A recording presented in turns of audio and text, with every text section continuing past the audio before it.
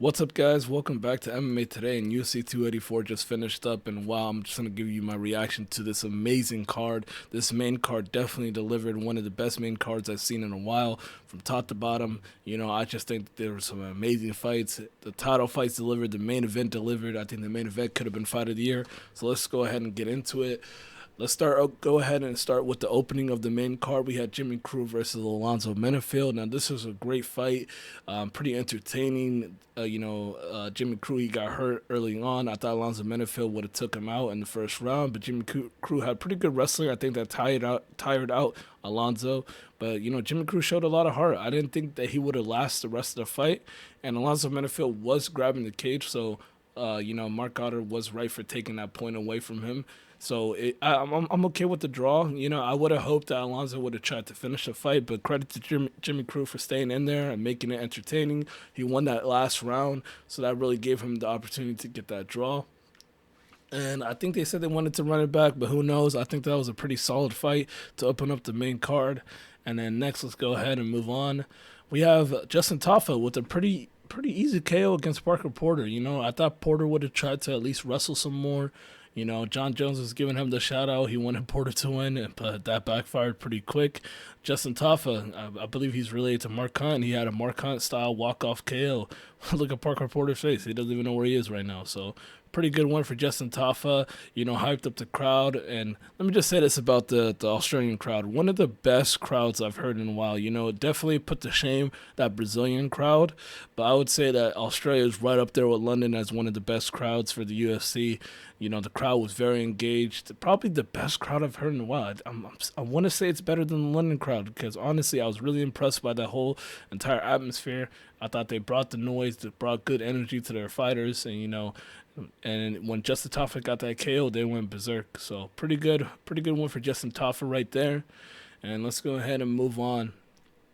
Now, this is one I wanted to focus in on. I think that this was my featured fight for this card. I thought this was a great fight. Randy Brown versus Jack Della Maddalena. And man, Jack just showed us that he's the real deal. I've been watching him for the past couple fights. I don't see many welterweights throwing these type of combinations that he does. He really does show that he could have the best hands in the UFC. He rips to the body, rips to the head, has great fight IQ. Even latched up his first submission, even though I would have said that was probably a KO. Honestly, he could have KO'd Randy Brown, but he submitted him, so props to Jack. He's the real deal. He's a feature of this division, deserves top 15. Randy Brown, he was giving me a little, he was worrying a little bit because he was landing those nice little jabs, nice little front kicks and things like that. And I thought Jack would have had a hard time going through that, but, credit to him. He had a great fight IQ, kept on going forward and then landed a big punch that dropped Randy and then just submitted him at the end. So be on the lookout for Jack Della Maddalena, probably the biggest future of this welterweight division. Definitely could see him fighting for a title in the future, maybe in the next 2 to 3 years. We'll see there what comes out of him. And then let's go ahead and go on to the featherweight interim title fight, the co-main event. This was an amazing fight.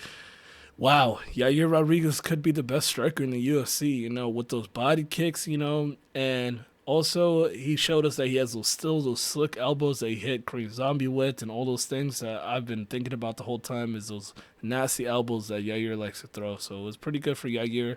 Nasty body kicks hurt Emmett bad a couple times. Emmett did have that power. He scared me a little bit because he landed a big shot on Yair in the first round, but Yair stayed composed, played it smart, and Yair is very dangerous off his back. He could be considered a BJJ wizard. I know this was his first submission, but Yair is very slick off his back, and that was an impressive finish right there. He's gonna give Volk some problems, and that's a great matchup that I can't wait to watch. All right, so let's go ahead and move on to the main event. The controversial. Well, people are saying this is controversial. Personally, I don't consider this controversial. I think Islam Makhachev clearly won this fight. Credit to Volk. He was very smart. A lot better than I thought he was. I thought he would have got smashed up in maybe 3 rounds, but he went all the way to a decision with Islam, and he showed that he can still wrestle and get back up. So impressive wrestling from Volk. But I would say Islam impressed me on the feet. I did not think that Islam was going to be this good on the feet, and he was actually better than Volk on the feet overall. I know a lot of people are going to say that it was a robbery and things like that. Guys, it was not a robbery. I think that At worst case for Islam, it was a 3-2 for him. Best case, it was going to be 4-1. I think Volk either won the 5th round or the 2nd round.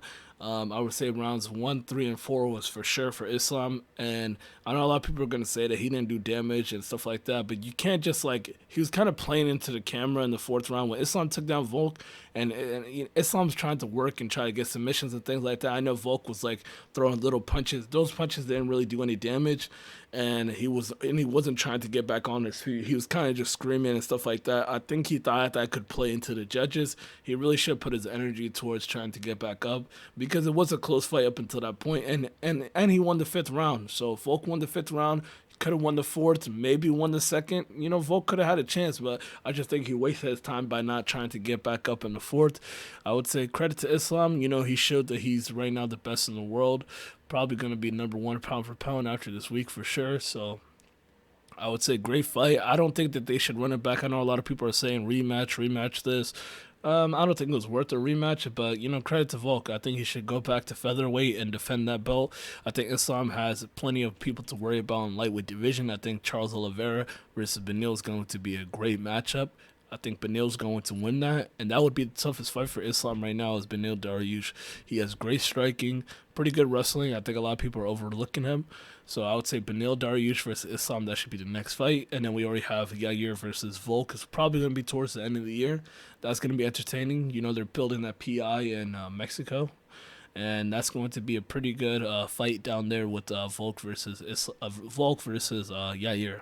Let me know what you guys think in the comments below. Who do you guys think won this main event? Do you guys like the card overall? I think it was an amazing card. The main card definitely delivered. Volkanovski, you got to give him his credit. He was a lot better than I thought he was. And, he proved why he deserved that number 1 pound for pound originally. So let me know what you guys think in the comments below. Subscribe if you guys are new. Leave a like, and I'll catch you guys in the next one. Peace.